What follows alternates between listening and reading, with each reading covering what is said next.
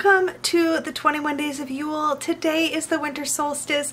Merry Yule and blessed solstice to you. Thank you so much for joining me for this journey. It has been so much fun to share with you activities every day leading up to Yule. I want today to be pretty special. Let's see what the parchment says.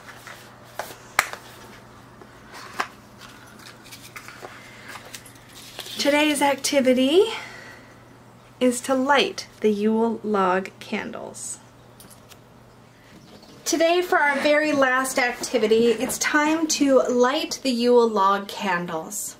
Traditionally, there would be 3 candles in the Yule log, or there would be a Yule log fire. What I've done to celebrate Yule this year and for our final activity is created a simple 3-card tarot spread that you can use to symbolically light your Yule candles. Here's how it's going to work. There'll be 3 spread positions, which I'll take you through as I do my personal reading for myself. So I would invite you to do this along with me.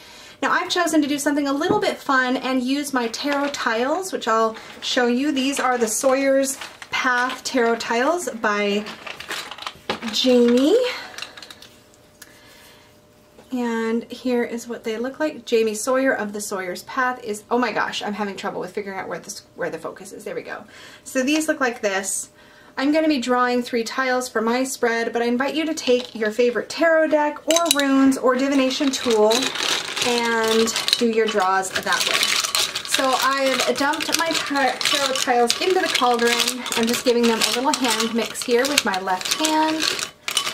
And a little shuffle, and we're going to get started. So give your deck a shuffle, and I'm going to take you through all 3 of these spread positions. Okay, I've zoomed us in so you can see the 3 cards that I draw. While you're playing along, shuffle your deck and just focus on the previous year. So all of 2019, starting from last Yule all the way up through today. Our first spread position is going to be something to be thankful for.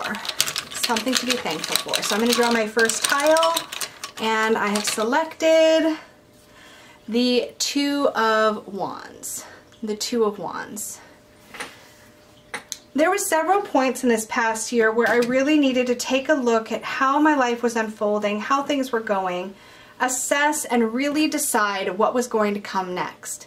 I think that I can be really thankful for my ability to look out at what was happening in my life with clear eyes. This has been something that's been a challenge for me my whole life, is taking off rose-colored glasses, looking at things clearly, and seeing the truth as it is. While it can be really, really challenging, it also helps me to live my best life, and so I will be grateful for that for sure for the past year. Our next spread position is darkness, something to forgive or release.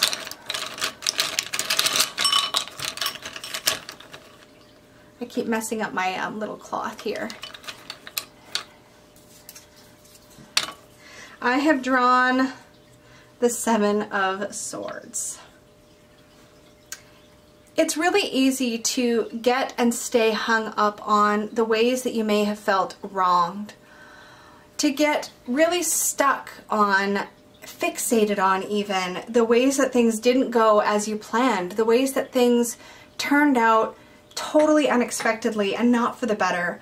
I've definitely been guilty of over-focusing on the negative and really letting go of the things I don't have control over, that I can't change or undo.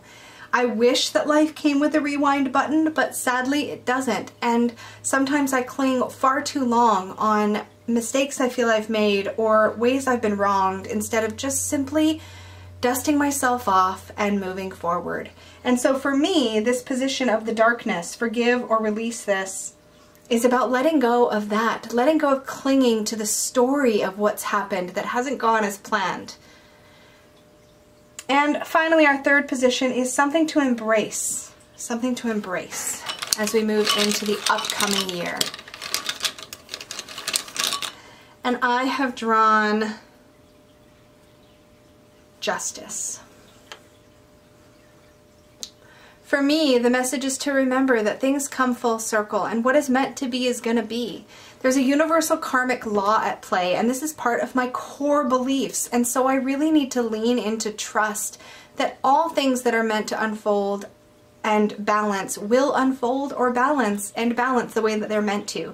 It's not my job to make sure that this happens. This is up to me to really trust and lean into my relationship with deity, into my faith, into my spirituality and my spiritual path and my practices, and just remember that all that is meant to be will come to pass. And I don't have to cling so hard to forcing a particular outcome. It's going to be what it's going to be, and I can let go and trust that. So to recap, you guys, here are the 3 positions for the Lighting Your Yule Log Candles spread. Position number 1, gratitude. This is something to be thankful for from the past year. Position number 2 is darkness. Forgive or release this. And position number 3 is embrace this, the light. Gratitude, darkness, light. Something to be thankful for, something to release, and something to embrace. It's a simple 3-card spread that you can really use at any time of the year, but I thought it beautifully represented the 3 candles we typically see on a Yule log. Thank you again for sharing this journey with me. It has been so much fun to experience this with you guys. This is something that I've always wanted for myself, and so this year it was all about creating it, and being able to participate in it with other people has been really, really magical. This is what our completed calendar looks like when it's all done. If you are curious, this calendar was originally a Starbucks holiday advent calendar. I don't even know what year, but it has these cute little drawers.